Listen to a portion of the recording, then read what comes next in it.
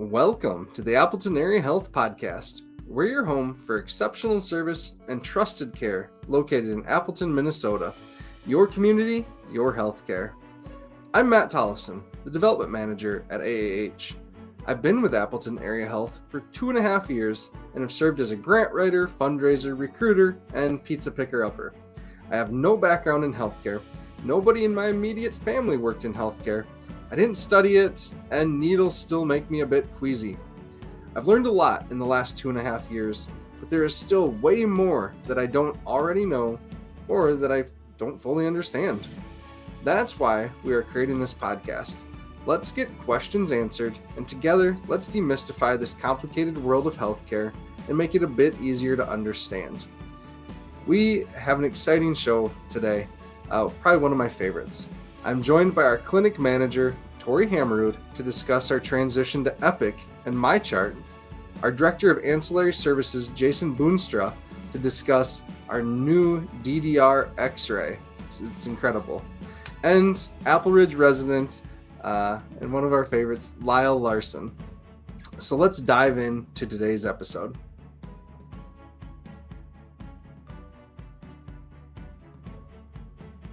All right, I'm joined now by Tori Hammerud, our clinic manager here at Appleton Area Health, to discuss a really new and exciting change here at AAH. And we're going to be talking about Epic today. So Tori, how are you? I'm doing good. Thanks for asking. How are you? Good, I'm good. So a couple weeks ago, Appleton Area Health transitioned their EHR to Epic, which is something that people may or may not have heard of before. So first question, what is an EHR? Yeah, so an EHR is an electronic health record. It's where all of patient information is stored. Patient information being demographics, insurance, and then clinical information. So medication lists, visits with past providers or provider visits from the past. And yeah, it's just like a data bank of all of your information. Okay. Yeah. Awesome.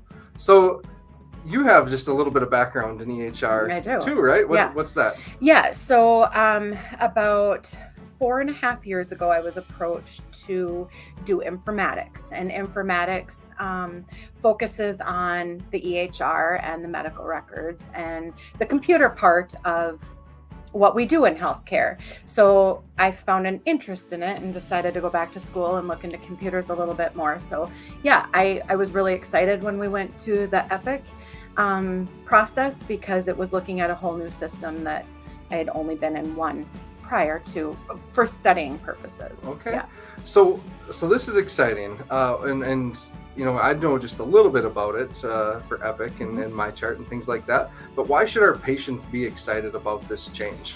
Yeah, so for a couple of reasons. The first being that now with us going to Epic, all of the local facilities are on the same EHR. So that's Dawson, Madison, Montevideo, Benson, Wilmer, and then St. Cloud. So we can see if one of our patients happens to go to Montevideo to the ER, we're able to see that record, and vice versa. It makes data sharing a lot easier. If you're transferred out for a trauma to St. Cloud, that information used to have to be built really quickly by a nurse on paper and then faxed and then given to the crew, whether it be a helicopter or an ambulance crew, and taken by paper to the site. Now we're on the same record, so they have the data that we, put into the computer when you arrive.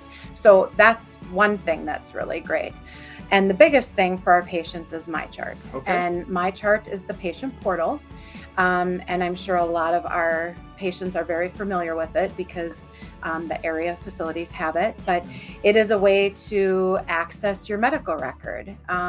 You can access past visits, you can request medication refills, you can message with your provider team. So if you see Dr. Vandeveer and you have a question, you can just get on your MyChart and type up the question, and it goes to the nursing pool, and the nurses talk to the provider and then send it back to you, so you can eliminate a phone call to the facility. You can pay your bill. You can, I think I mentioned medication refills. Yeah, you can schedule an appointment. You can cancel an appointment. Wow. Just a lot of things you can do, avoiding calling in the computer age is nice Yeah. because you can stay off the phone and just text everything. So Yeah, it gives a lot of control to the patient. a it lot of sounds like. control. Okay. Yeah. And we are going to be getting something going here soon. There were some website issues just with some pieces of the website, but we'll have something called open scheduling that will be available on our website. And when that goes live, anybody who's out looking for a provider, whether they've never been seen here before or not, would be able to schedule with a provider with that open scheduling. Awesome. Yeah, That sounds great. some really nice things that go along with MyChart. Okay. Yeah. So, if a person or a patient hasn't been to see us in the last 2 weeks since we made this transition, what can they expect when they come in for their appointment? Yeah. So right now, delays. And that is for a couple reasons. Number one, we did not transfer all the data over from our old EHR.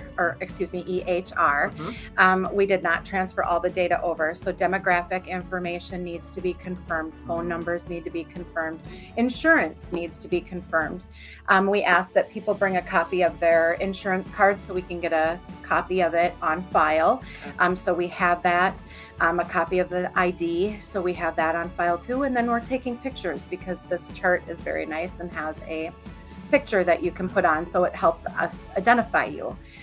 So all of that takes a little time. And then when you do finally get through registration, then the nurse is getting you for the first time in the system, and all of your information from the old system has to be manually converted over. Okay. So there are ways to get the information, but you still have to go through it one by one. So your old medication lists, your old pharmacy, defaults, your problem lists, why you're being seen, all of that needs to transfer over. So we have some delays, but once you've been in that first time, the next visit is going to be very, very quick. One thing I would like to mention that I forgot with MyChart is you can e-check-in. So you can actually speed up the process if you have MyChart by going in and doing a check-in online. So you can put all that information ahead of time. Do you need is there an app or anything from Yeah, MyChart? MyChart has an app, which is very handy because you can have it on your phone. The best thing to do if you're looking to get MyChart is to contact the clinic and speak to one of the patient access representatives, and they can get you connected. It's really quick, really easy. Okay. Or you can stop in and somebody will help you as well. Awesome. Yeah. Anything else you'd like the listeners or viewers to kind of to know about MyChart or this change? Yeah, the change is there's always bumps. There's delays, which has been kind of frustrating for both patients and staff. But I can honestly say that in the next month or two, things are going to be really nice. I mean, you're going to be able to streamline coming in. You can fill out paperwork ahead of time. You can check in ahead of time. It's going to streamline your visit. And then if you have to be referred somewhere else or you have to be transferred somewhere else, that information is right there for you. And it just takes the delays out of it. Okay. Yeah. A referral, like if you're getting referred to a podiatrist, it's going immediately versus, having to be faxed and maybe, so everything's a lot quicker. Okay. Yeah. Awesome. Well, it sounds like that's a really good change, a positive change. Yeah. So yeah, we think so. We're excited. Awesome. Yeah. Well, thank you for coming on and talking about this today and sharing the information with our patients. Definitely. Thank you. Yep. All right.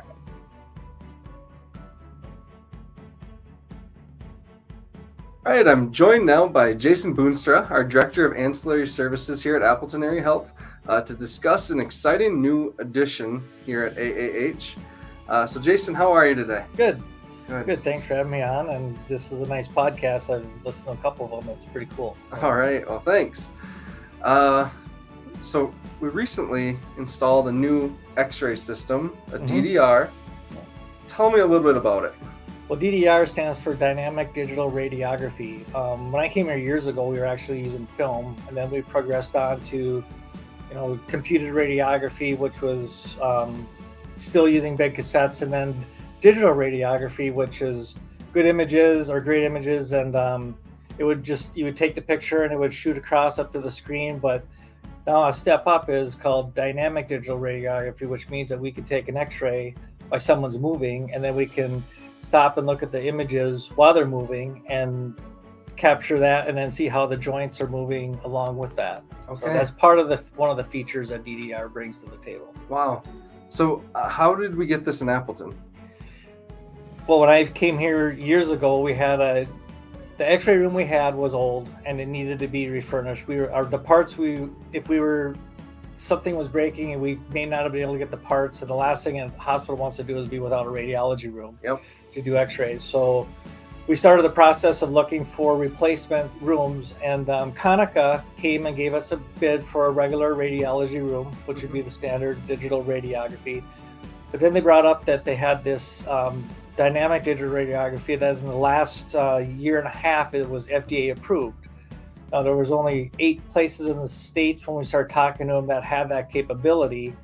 And when we started talking to them with the leadership team and all that, and asked them, we could be a beta site for them. We could, promote it as much as we could. So we went back and forth and negotiated a very good price in order for us to be able to bring it in-house, to say that we were the first one in Minnesota to be able to offer this technology, which is awesome. And with the money that came in, it was a little bit more than the regular radiology room, but it was very competitive to that what the regular radiology room would have been. But the foundation or the estate of Priscilla Trary that gave us money for that was huge on that, and be able to finance and get that ball rolling. Okay. Cool. So you mentioned this is pretty new. How many other places in the country have this? From what I understand, when we got it, there was 8 other places in the country that had the capability. Most of them were like universities, and they were learning all the advances they could do, and every day they're learning more that they can do with the system that it has.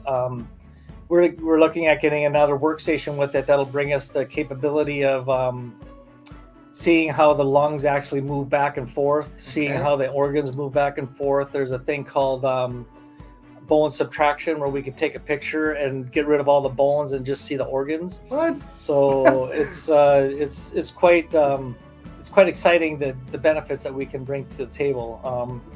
We had one surgeon that was thoroughly impressed. He did a foot surgery and he needed to see the toe move. So we had one of our techs grab the toe and move it back and forth while we took the image. And he was pretty much last words. All he could say was, "That's very impressive." Wow. The reading group that we use, in sending the films to our reading radiologists, they've actually commented to Konica how great the films look. Cool. And how detailed they are, and you can really, and the more detailed they are, the more you can see certain fractures and stuff like that. So it's quite exciting to be able to have this, and we're still learning, how to use it, and we're still learning hopefully some capabilities down the road. Currently, right now, when we do a swallow study, when we look at someone's esophagus and how they do that, before we would have to do it with a what's called a fluoroscopy, which is a lot of radiation, and we watch them swallow, and it goes down, and it requires, since you're doing fluoroscopy, you need to have a surgeon in the room. Okay. DDR gives us the capability to do a swallow study like this, but we don't have to use fluoroscopy. We can do it with a general X-ray. So it'd be just kind of like getting a chest X-ray. Sure. And watching the fluid go down the esophagus. Sure. So a much lower dose of radiation too, right? Okay. Yep. Awesome.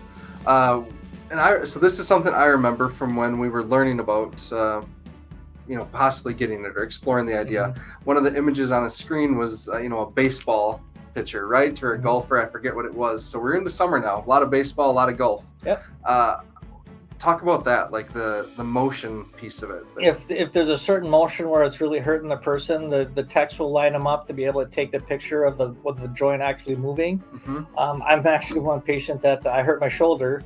I'm getting to that point where I'm hurting more, and they were actually able to take a picture of my shoulder moving back and forth, moving it the way that where it really hurts me. Mm-hmm. And the images came out great, and the doc was able to make a good reading.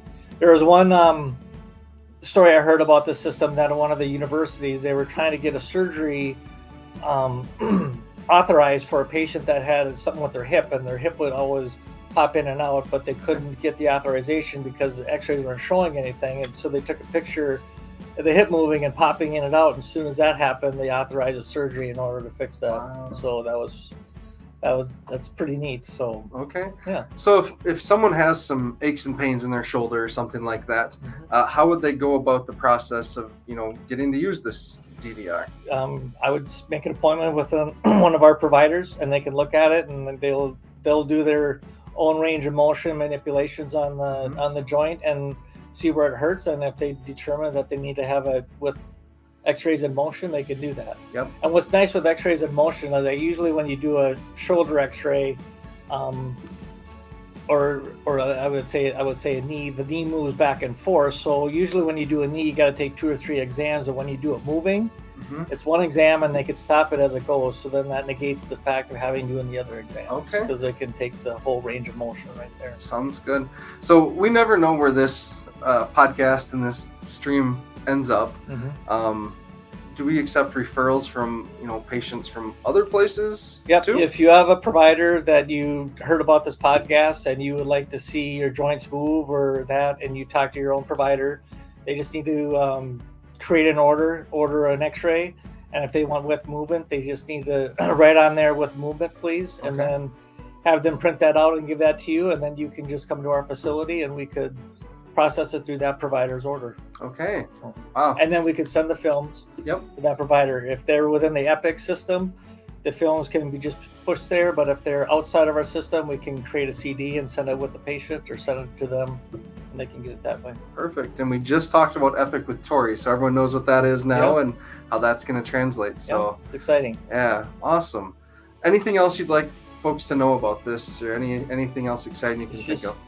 It's pretty cool that small town Appleton Area Health was able to obtain this DDR. We're just at the right place at the right time in order to be able to. We needed to install it. Konica had the product. Konica worked with us to be able to bring it in, and it's just kind of cool to be able to say we're the only one in Minnesota right now that offers it. Yeah. So awesome. Well, thanks, Jason, for coming in. And thanks, Matt. Again, contact information for the clinic will be at the end of the show today. So and people can always contact me with questions too. I'm the only Jason in the facility. Perfect. So thank you. Cool. Yeah. Thank you.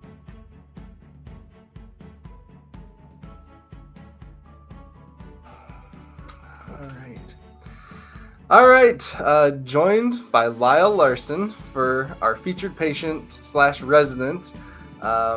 Lyle is a tenant or a resident over in Apple Ridge, our assisted living center, and he was just telling me on the way over that he's been living in Apple Ridge for 13 years, almost 13 years? August 1st will be 13 years. August 1st will be 13 years. So if there's anyone that knows Apple Ridge inside and out, it's Lyle. So, Lyle, how are you today? Good. Good. So you've lived there for 13 years. You mentioned a little bit why you were there originally. Why were you in Apple Ridge, and why did you stay? My wife was in the nursing home, and she got there and went in there in 2009. And I moved into Apple Ridge in 2010. And she spent 9 years in the nursing home. And I spent a lot of the time, 9 years in the nursing home. Yep. And then when she passed away, I was not for me to stay there. Yep. Okay. Yeah, just wheeling Lyle through the care center right now, it was like I was with Elvis or something, a celebrity coming through. So oh, not quite. So Lyle, before you moved into Apple Ridge, tell us, what was your life like? Tell us about your life. What'd you do? Well, I've been retired for a lot of years. I'm 96. I retired, I think, at 65. Okay. We had a restaurant in Milan, Viking Cafe. Okay. We bought that in 1976. Sold it to our daughter in, I don't know what year, 2000 something. Maybe it wasn't 2001, 98, 1998, maybe, I don't know. Anyway, after that, it wasn't much. We had a house, a little 5-acre farm east of Milan. Okay. We built a new house there in 77. Awesome. Okay. So you like to cook, I'm assuming, if you... No, I was up front. I worked up front. I worked out front. My wife was a cook. She was a good cook. All right. Good. I know a thing you're known for in Apple Ridge is the entertainment and the music. Talk about that a little bit. How did you get started in music? I started playing accordion when I was 15. Okay. Wow.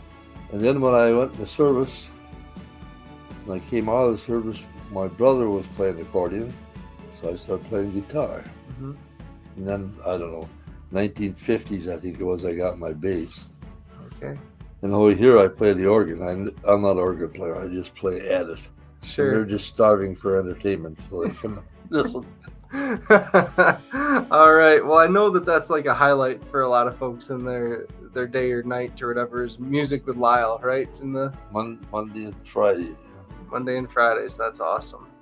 You mentioned the service. Talk about that a little bit. What branch? And I was in the Army, and I spent the war ended when I was in basic training. Okay. This is World War II. Yep. And then when I got out of basic, I went over to Germany. I was over in Germany your occupation. Mm-hmm. So I spent a year over there. And then I spent, I suppose, I didn't spend much over a year and a half altogether. Mm-hmm. Mm-hmm. So you're in the 18. I turned 18 in April 27th, and July 27th I was sworn in, drafted. Yeah. Wow. They were down to almost women and children. Yep. Yeah. So you spent time in the post World War II Germany. What was that like? I'm a history fan, so that was neat because it was right after the war. We were Class A pass.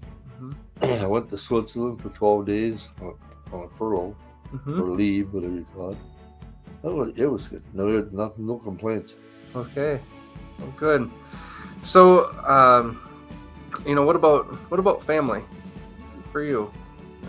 I have 6 children, but the baby has passed away. Okay. I think it's be 6 or 7 years now. Okay.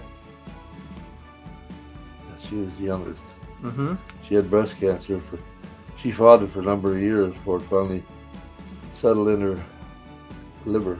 Yep. That's tough. Yeah. Okay. And I got 5 other ones. I got one that lives in Willow River.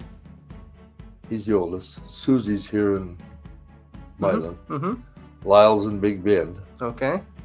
And Bob's in Texas. Kathy's in Crofton. Okay. All right. So spread, some close and some spread a little further out. Well, good. So Apple Ridge, let's talk about that a little more. What do you like about living there? It's everything you need. Everything you need. Sometimes you got something to complain about, but everybody complains. Yeah, that's just life, right? I like it pretty good over there.